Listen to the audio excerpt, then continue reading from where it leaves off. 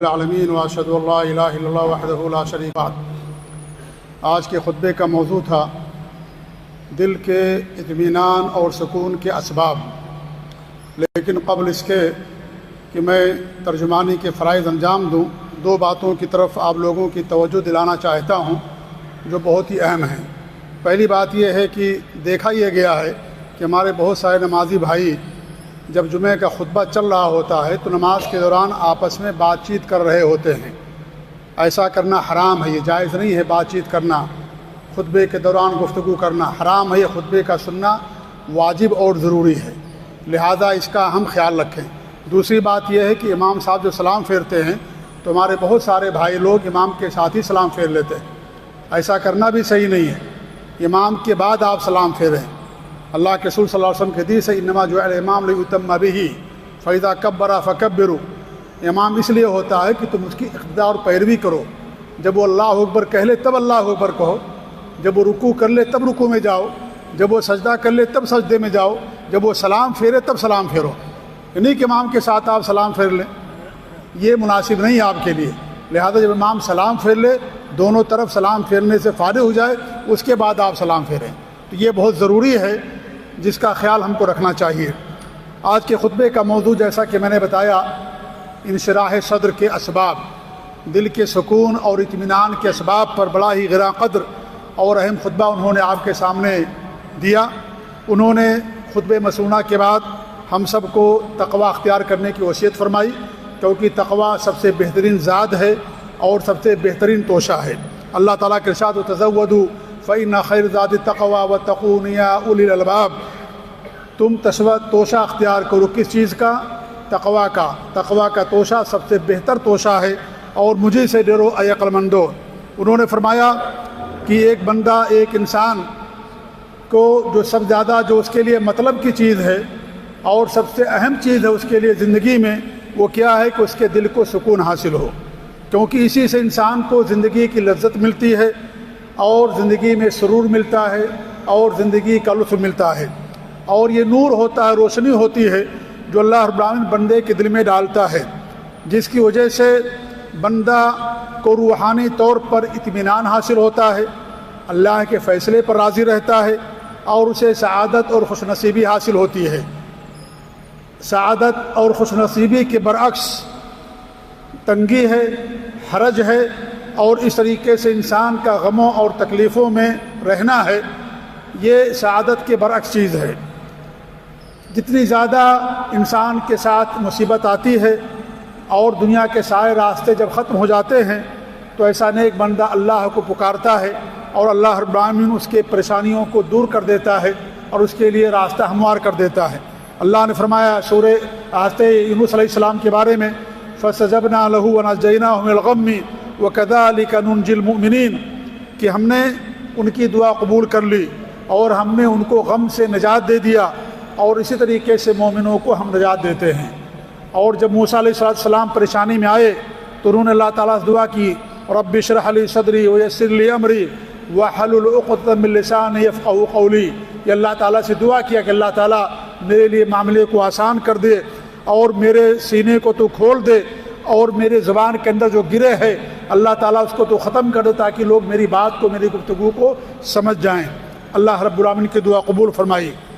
اللہ کے بندو، دل کا سکون اور اطمینان مال کی کثرت کا نام نہیں ہے کہ آدمی کے پاس اگر مال زیادہ ہے تو زیادہ سعادت مند ہے، زیادہ مطمئن ہے، ایسی بات نہیں ہے۔ یہ ہمارے نبی صلی اللہ علیہ وسلم ہیں، 3 چاند تک آپ کے گھر میں چولہا نہیں جلتا تھا، لیکن دنیا میں آپ سے بڑھ کر کے کوئی شرح صدر والا پیدا نہیں ہوا۔ اللہ کا ارشاد الم نشرح لک صدرک، کیا ہم نے آپ کے سینے کو کشادہ نہیں کر دیا؟ اللہ کے رسول صلی اللہ علیہ وسلم شرح صدر کے اندر کمال کی بلندی پر قائم تھے، اللہ رب العالمین کی بات کے لحاظ سے، اور انسان جس قدر نبی کی اتباع کرے گا، نبی کے طریقے پر چلے گا، اس کو اتنا ہی زیادہ دل کو سکون حاصل ہوگا اور اس کے روح کو لذت ملے گی۔ اللہ تعالیٰ کے ارشاد ہے أَفَمَنْ شَرَحَ اللَّهُ صَدْرَهُ لِلْإِسْلَامِ فَهُوَ عَلَى نُورٍ مِّن رَّبِّهِ فَوَيْلٌ لِّلْقَاسِيَةِ قُلُوبُهُم مِّن ذِكْرِ اللَّهِ أُولَٰئِكَ فِي ضَلَالٍ مُّبِينٍ۔ اللہ نے جس کے سینے کو کھول دیا اسلام کے لیے، وہ اپنے رب کی طرف سے نور پر ہے، اور ان لوگوں کے لیے ویل ہے جن کے دل سخت ہیں اللہ تعالیٰ کے ذکر سے، اور ایسے لوگ کھلی ہوئی گمراہی کے اندر ہیں۔ اللہ تعالیٰ کا ارشاد ہے فَمَن يُرِدِ اللَّهُ أَن يَهْدِيَهُ يَشْرَحْ صَدْرَهُ لِلْإِسْلَامِ، اللہ تعالیٰ جس کو ہدایت دینا چاہتا ہے اس کے دل کو اسلام کے لیے کھول دیتا ہے۔ اور ہمارے نبی نے فرمایا کہ جب دل کے اندر نور داخل ہوتا ہے تو دل انسان کا کشادہ ہو جاتا ہے اور دل کو اطمینان حاصل ہوتا ہے۔ لوگوں نے سوال کیا اس کی علامت کیا ہے، پہچان کیا ہے دل کے سکون اطمینان کی؟ تو ہمارے نبی نے فرمایا الانابۃ الی داء الخلود، ہمیشگی والی زندگی کی طرف انسان کا رجوع کرنا، والتجافی عن داء الغرور، اور جو دھوکے والی زندگی ہے دنیا اس سے انسان کا پہلو تہی اختیار کرنا، والاستعداد للموت قبل النزول، اور موت آنے سے پہلے اس کے لیے تیاری کرنا۔ ایک شاعر کہتا ہے کہ وَلَسْتُ أَرَى السَّعَادَةَ جَمْعَ مَالٍ وَلَكِنَّ التَّقِيَّ هُوَ السَّعِيدُ، سعادت اور خوش بختی مال اکٹھا کرنے کا نام نہیں ہے، متقی انسان ہی سعادت مند ہوتا ہے۔ انہوں نے فرمایا کہ مومنوں، دل کے سکون کے اسباب میں سے ایک بڑا سبب یہ ہے ایمان خالص اور توحید خالص، اللہ پر ایمان اور یقین، اللہ پر توکل اور بھروسہ، اور اس طریقے سے توحید خالص کہ صرف اللہ کی عبادت کرنا، اللہ تعالیٰ کے ساتھ کسی کو شریک نہیں کرنا۔ یہ جتنا زیادہ انسان کے اندر ایمان ہوگا، توحید ہوگی، اتنا ہی زیادہ انسان کے دل کو سکون اور اطمینان حاصل ہوگا۔ اسی طریقے سے دل کے سکون کے اسباب میں سے ایک سبب یہ بھی ہے اللہ تعالیٰ کی کتاب قرآن مجید اور اس کے نبی صلی اللہ علیہ وسلم کی سنتوں کا علم رکھنا۔ علم سے دل کو وسعت ملتی ہے، سینے کو کشادگی حاصل ہوتی ہے، اور جہالت انسان کو تنگی اور اس طریقے اس کے دل کو محصور کر دیتا ہے۔ جتنا زیادہ بندے کا علم وسیع ہوگا اتنا ہی زیادہ اس کا دل مطمئن ہوگا اور اس کے دل کو شرح حاصل ہوگا۔ اس طریقے سے امام شافعی رحمۃ اللہ فرماتے ہیں تعلم فلیس المرء یولد عالما ولیس اخو علم کمن هو جاہل، علم حاصل کرو کیونکہ کوئی عالم بن کر کے پیدا نہیں ہوتا ہے۔ جب پیدا ہوتا ہے انسان بچہ، اس کے پاس کسی چیز کا علم نہیں ہوتا، بڑے ہونے کے بعد جب علم حاصل کرتا ہے تو اللہ تعالیٰ اسے علم دیتا ہے، لہذا علم والا جاہل کے طریقے سے نہیں ہو سکتا۔ ایسے ہی انشراح صدر کے اسباب میں سے یہ بھی ہے اللہ کی طرف رجوع کرنا، اللہ سے محبت کرنا، اللہ رب العالمین کا ذکر کرنا ہر حال میں، اور اللہ رب العالمین کی اطاعت اور بندگی پر قائم رہنا۔ اللہ کے ارشاد الذین آمنوا وتطمئن قلوبهم بذکر اللہ، الا بذکر اللہ تطمئن القلوب، جو ایمان لاتے ہیں اور جن کے دلوں کو اللہ کے ذکر سے اطمینان حاصل ہوتا ہے، کیونکہ اللہ ہی کے ذکر سے دلوں کو اطمینان ہوتا ہے۔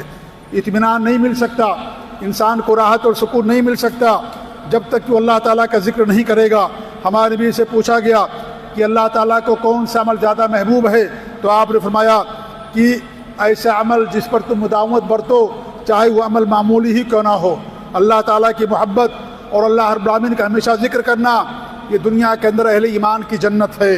اللہ تعالیٰ سے اعراض کرنا، اللہ کے علاوہ کسی اور سے تعلق قائم کر لینا، غفلت میں رہنا، شہوات کے پیچھے پڑا رہنا، یہ دلوں کی تنگی اور غم اور نفس کے غم کا بہت بڑا سبب ہے۔ اللہ کے رسول نے فرمایا جو آدمی اللہ تعالیٰ کا ذکر کرتا ہے اور جو اللہ کا ذکر نہیں کرتا اس کی مثال زندہ اور مردہ کی ہے۔